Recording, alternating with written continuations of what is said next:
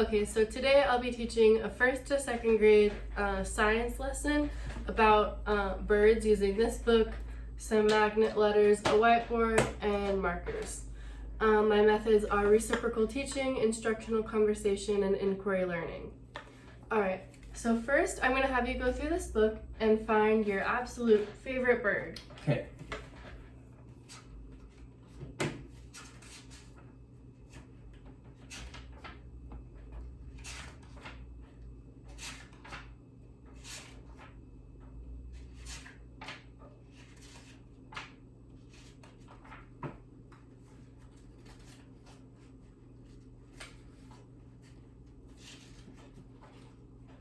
Ostrich. Alright, so he picked ostrich. So first, could you draw a picture of this bird on the whiteboard?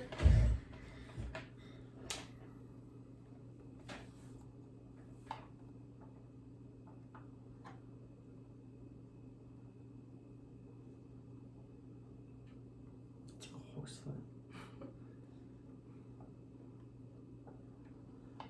What does a bird leg look like?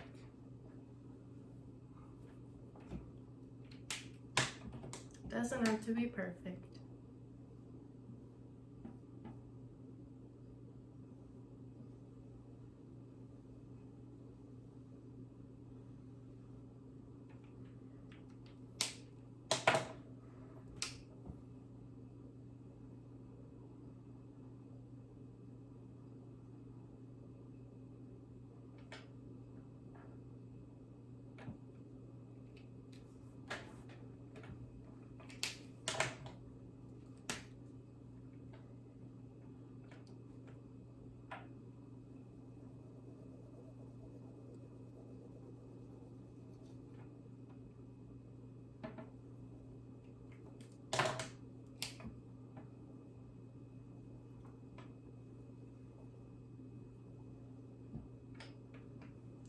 All right, Ostrich. good job. So let's write the name of the bird ostrich using these letters.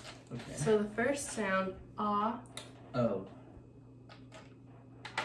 s, S. T. er, R. I, I. and then the ch sound. What letters are those? CH. Good job. Ostrich. All right, so what do you already know about the ostrich? They're fast. All right, so let's write fast right here. F. A, A. s, S. T. good job. Okay, so now we're gonna read this page about the ostrich. So, giant of the bird world, the ostrich. Can you imagine an 8-foot tall, 340-pound creature flying through the air? If so, it can't be an ostrich. For an ostrich, flight is impossible. That's because the ostrich's wings just aren't strong enough to carry its enormous weight. But not being able to fly doesn't mean the ostrich can't get around. This largest of all birds has powerful legs. It can run as fast as a racehorse across the open plains of Africa where it lives. Ostriches eat a lot of grass and other plants. Because they have no teeth, they gulp down their food whole. What do they eat? Plants. Good job. They also swallow small pebbles to help break down their food. Ostriches lay the largest eggs of all birds. The eggs weigh between 3 and 5 pounds and measure about 8 inches long. How much do they weigh? 3 to 5 pounds. Good job. Ostrich eggs are so tough that vultures wanting to snack on them have to drop rocks on them. In ancient Egypt and Greece, people used ostrich eggshells as drinking cups and storage containers. What was your favorite thing that this page talked about? They can't fly. That is pretty weird for a bird, huh? Is there anything else you'd like to learn about this bird? How they live. What do you mean? Like if they live in like a big group, like a small group. Alright, so let's write that down on your board. So, how H. O.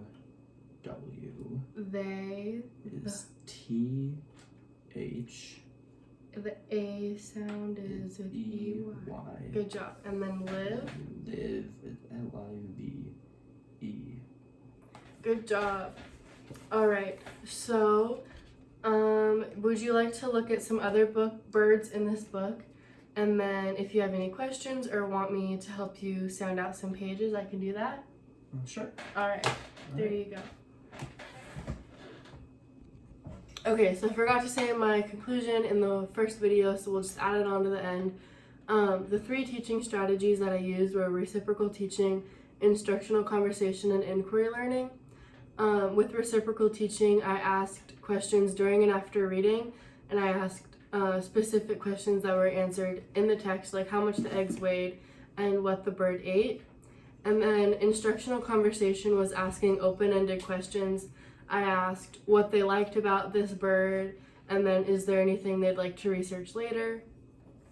And then inquiry learning, I asked about the birds around the world, like asking about the book, and then led them to investigate the book to find their favorite out of the book, so they got to pick what bird they researched.